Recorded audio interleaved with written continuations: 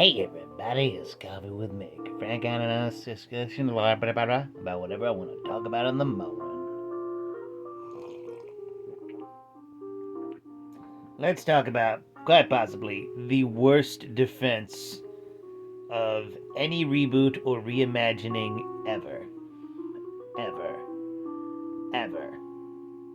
Yes, this is about Section 31, a movie I have not seen, but I know of one particular critical defense of, and it got me reminded of another thing that was a reboot of another thing. Wow.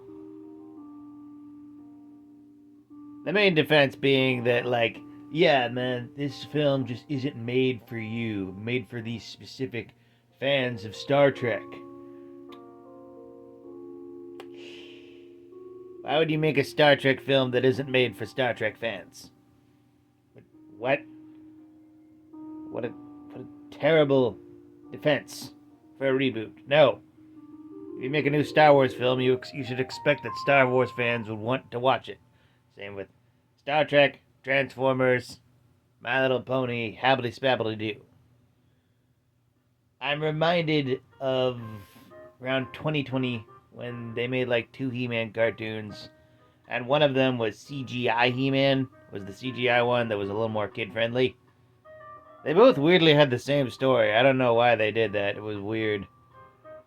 Yeah, the one defense that people kept giving for CGI He-Man during the first season at least was that, oh, this isn't made for old fans of He-Man Masters of the Universe. It's made for a new generation. Well, no. That show is chock to the brim with a billion in-jokes and references that only hardcore fans would get. Like, Ram Mam's name is Cass, which is her name, like Ram Man's name from like the back of the action figure box, you know. They got Beast Man's name right, Raquel Rakaz, that sort of stuff. Yeah, or just Rakaz in that one. Alan Oppenheimer does a cameo as like the King of Grayskull. That was great. There's a ton of references. It's made for fans of the original series. It just wasn't the best cartoon or reboot I've ever seen, admittedly. It was fine, but it could have been better. Also, probably should have had twice the episodes. This was not a made-for-streaming TV series. It was clearly made as a like Saturday morning cartoon, but they got streaming instead. And considering that show was based on toy sales and they didn't make any commercials for the toys, hey, we're not going to see anything more of that.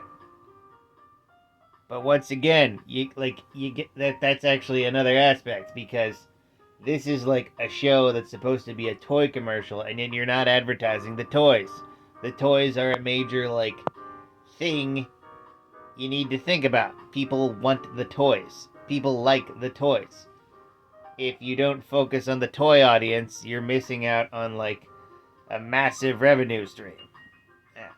Ugh. Also, every Ram Mam toy sucked. Like, ugh. So why'd they have to make Ram Mam tiny? Why couldn't she be big? We can handle a big buff Ram Mam. What's going on there? Ugh. Possibly have her be less annoying. I like that show. She actually had a good arc, but dear God, could she be annoying as balls? Ugh.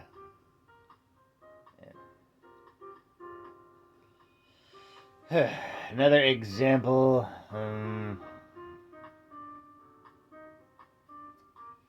We did Star Trek. We did Masters of the Universe.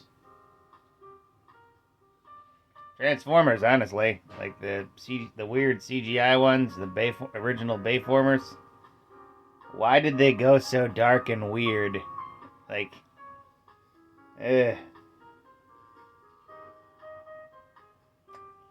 Yeah, there's a lot of problems with a lot of Transformers adaptations. Ugh.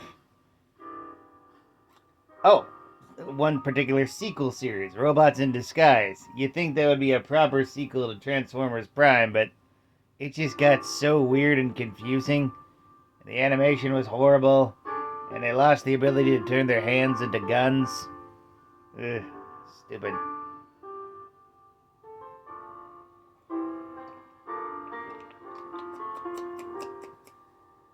Yeah. Stupid. Point is, if you make a reboot or a sequel to anything, you gotta make sure that like people who like the franchise like it as well. You know, look for a new audience, but don't reject the old. That's all I'm saying. I hope you take that to heart, and I hope you have a morning.